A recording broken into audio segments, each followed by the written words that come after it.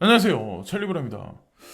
지금 현재 이제 시장 장세를 말씀드리면 사실 주제에서 어긋나서 이제 깊이는 말씀 안 드리고 오전에 제가 말씀드렸다시피 바이낸스 사토시 마켓 창을 보시면 아마 여러분들이 지금 비트코인 개수가 조금씩 찔끔찔끔 계속 늘어난다는 걸 아마 느끼실 텐데 그냥 업비트나 빗썸의 원화 마켓 창만 보면 이게 도대체 지금 뭐지? 계속 떨어지고 있는데 아마 이렇게만 느끼실 거예요. 그래서 신규 투자자분들은 그 사토시 마켓 창하고 원화마켓 창하고 이제 동시에 다 보시면서 시장의 흐름을 원화마켓에서만 움직이는 사람들보다 조금 더 빨리 아마 느끼시는 게 투자 수익률이 아마 조금 더 아마 높으실 거예요. 그걸 먼저 이제 말씀드리고, 자, 이번 영상의 이제 핵심은 뭐냐면 예전에 이제 제 영상에서 게리 젠슬러라는 분을 말씀드린 적이 아마 한 번 있었을 거예요. 근데 이분이 그 새로운 뭐 상품선물거래위원회 위원장이나 아니면은 뭐 새로운 뭐 증권거래위원회 위원장이 될 거다라는 얘기를 살살 작년에 사실 풍겼었거든요.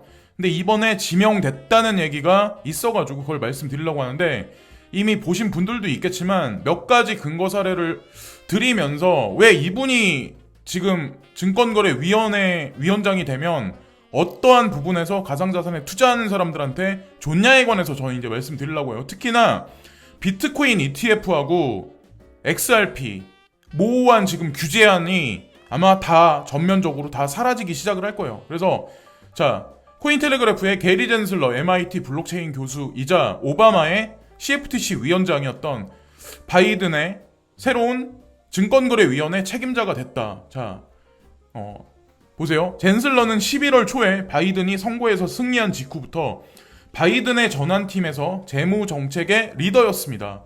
다가오는 행정부에서 젠슬러의 미래 역할에 대해 많은 추측이 있었고 많은 사람들이 증권거래위원회를 예측했었습니다. 근데 이번에 지명이 됐다. 근데 현재 민주당이 통제하는 상원이 그를 확인할 의사가 있을 것이라는 데는 의심할 여지가 없습니다. 자, 민주당이 상원의 의석수를 많이 차지를 했기 때문에 아마 이거는 그대로 밀어붙여서 이분이 될 확률이 높고, 중요한 건 이분이 예전에 MIT 공대에서 강의를 하신 적이 있는데 이분이 이제 블록체인 학과 교수님이니까, 근데 이분이 XRP에 관해서 뭐라고 말씀하셨냐면 브릿지 크립토법 페이먼트, 브릿지 커런시, 브릿지 페이먼트라는 그런 뉘앙스를 풍기면서 비트코인과 XRP를 예를 들은 적이 있었거든요.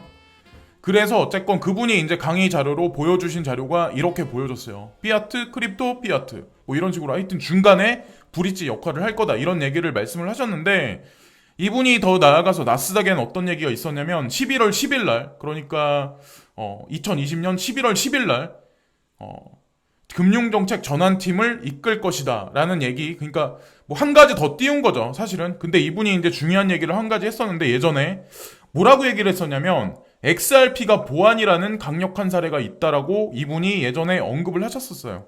게리 젠슬러라는 분이. 그래서 아마 여러분들이 지금 되게 많이 걱정들을 많이 하실 거예요. 이 사람이 되면 XRP가 증권으로 확실하게 규제되면 완전히 그럼 리플사는 망하는 거 아닐까라고 말씀들을 하실 분이 있겠지만, 가장 힘든 게 뭐냐면 이런 블록체인 업계에 있는 사람들이 회사를 꾸리고 코인을 만들고 거래소를 운영하는데 가장 힘든 게 뭐냐면 모호한 규제안. 그러니까 이게 오른쪽으로 가야 되냐 왼쪽으로 가야 되냐, 이게 명확성이 없을 때 그게 더 사실 이 사업의 진행을 막는다는 거죠.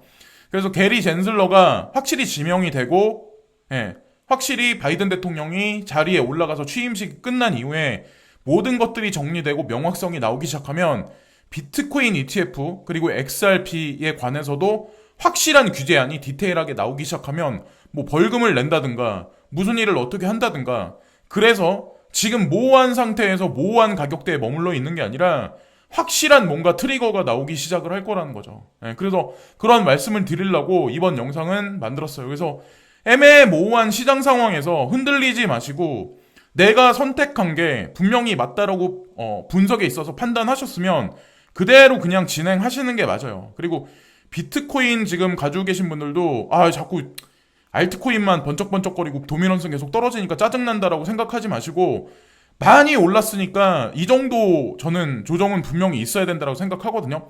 만약에 진짜로 5만 달러 아니면 4만 7천 달러까지 그 정도까지 올라가서 되게 오랫동안 머물렀으면 아마 지금 50% 폭락도 더 했을 거예요. 알트코인은 뭐 80% 폭락했겠죠.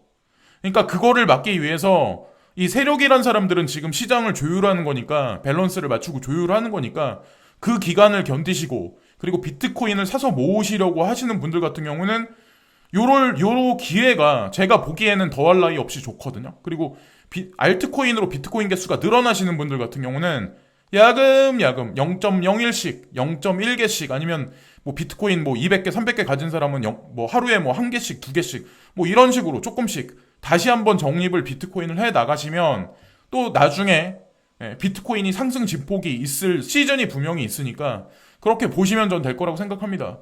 지금까지 찰리 브랑이었고요. 저는 게리 젠슬러라는 분이 지명이 돼서 이렇게 움직이면 모호한 게 아니라 확실한 게 나오기 시작하면 시장에 파란이 불 거다라고 생각하면서 이번 영상은 마치겠습니다.